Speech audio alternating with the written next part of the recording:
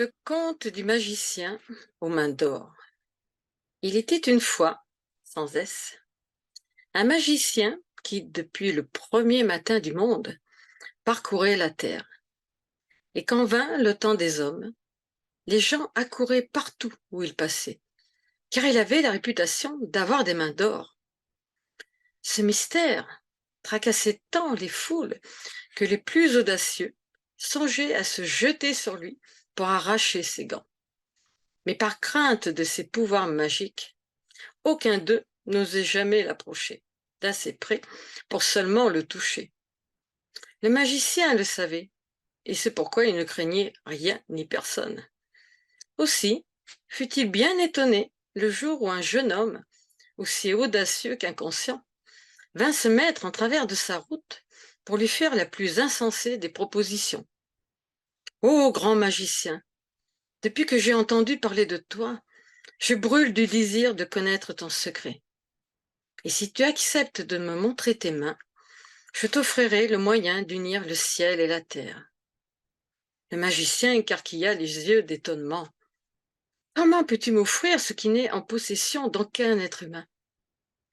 Montre-moi tes mains, et tu auras ce que je t'ai promis. Piqué par la curiosité, le magicien céda à sa demande, en retirant lentement ses gants pour laisser apparaître deux mains plus éclatantes que le soleil.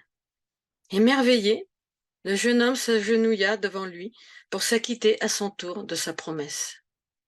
Maintenant, pose tes mains au sommet de ma tête et tu obtiendras le moyen de réunir tout ce qui est en haut avec tout ce qui est en bas. Le magicien hésita à poser ses mains sur lui, craignant que le simple fait de l'effleurer ne réduise le jeune homme en un tas de cendres.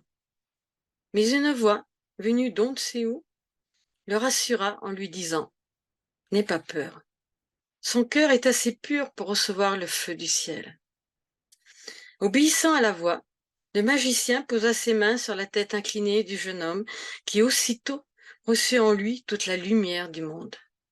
C'est alors que le magicien découvrit le secret de l'homme. Et depuis ce temps-là, on ne le revit plus jamais sur terre, celui-ci étant retourné dans sa demeure lointaine, après avoir laissé derrière lui le premier des consolés aux mains d'or. Et à bon entendeur, salut.